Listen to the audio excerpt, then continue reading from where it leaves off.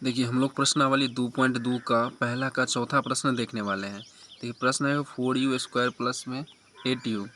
तब देखिए ये दो पद में है, तो यहाँ पे हम क्या करेंगे, डायरेक्ट यहाँ पे बराबर दे करके जीरो का चिन्ह लगाएंगे, क्योंकि हमको इसका शून्य ज्ञात करना है। अब देखिए यहाँ से हम सीधे कॉमन ले लेंगे। देखिए यहाँ पे 4u² है और 8u है, u यहाँ भी है और u यहाँ भी है, तो ये तो कॉमन आ जाएगा। फिर 4 और 8 को देखिए, क्या ये दोनों किसी एक अंक से कट रहा है? ये तो 4 खुद से कट रहा है और 4 से 8 भी कट रहा है।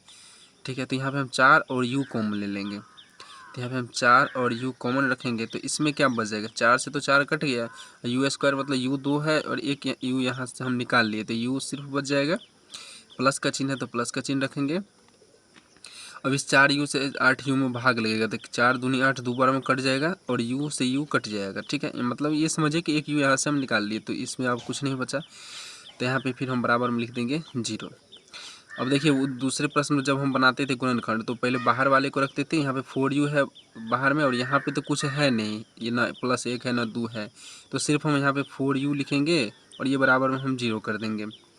अब इधर देखिए u+2 है, तो u+2 लिखेंगे और इधर हम बराबर में एक 0 कर देंगे। देखिए 4u बराबर 0 हो गया, तो यहाँ से u का मान हम निकालेंगे, कितना आएगा? तो 0 पहले से है, तो 0 हम यहाँ पे लिख देंगे। और 4 और u के बीच में क्या है? गुना का चिन्ह है, तो 4 को हम इसके नीचे रखेंगे, तब u बराबर क्या हो जाएगा? 0 हो जाएगा, क्योंकि 0 में किसी भी संख्या से भाग देंगे तो 0 होगा।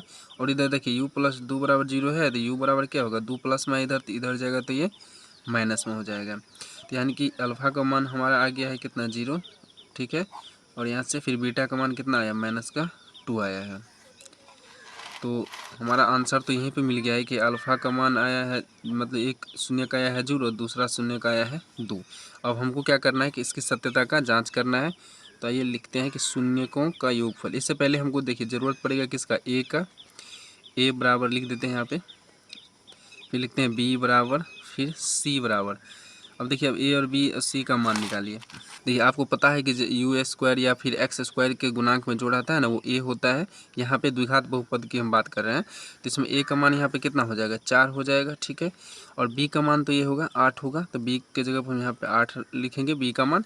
और देखिए c का मान यहाँ पे कुछ दिया नहीं है, जब नहीं दिया है कुछ, तो यहाँ पे हम 0 रख देंगे। ठीक है, कोई ऐसा प्रश्न आएगा जिसमें b का ही मान नहीं दिया रहेगा, c का मान दिया रहेगा, तो वहाँ पे हम b का मान 0 रखेंगे, यहाँ पे हम c का मान 0 रखते हैं। अब देखिए अब हम लिखेंगे शून्यकों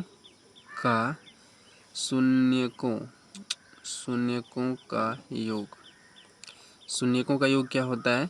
ये होता है अल्फ़ा प्लस बीटा बराबर का, इसका सूत्र होता है -b/a, इसके बराबर में ये होना चाहिए। तो अल्फ़ा का मान हमने यहाँ पे निकाला है, क्या है? अल्फ़ा का मान है 0, यहाँ पे लिखेंगे 0, प्लस में बीटा का मान कितना है? -2 है, तो यहाँ पे कोष्ट लेकर के लिखेंगे -2, क्योंकि दो चिन्ह हम एक साथ नहीं लिखते हैं।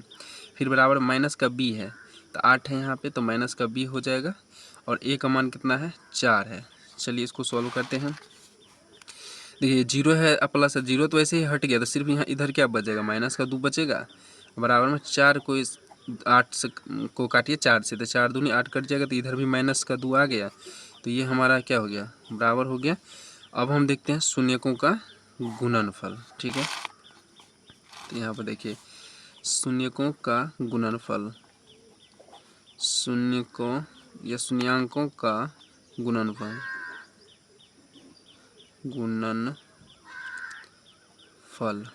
शून्यकों का गुणनफल ये होता है अल्फ़ा इंटू बीटा, बराबर में होता है c/a होता है।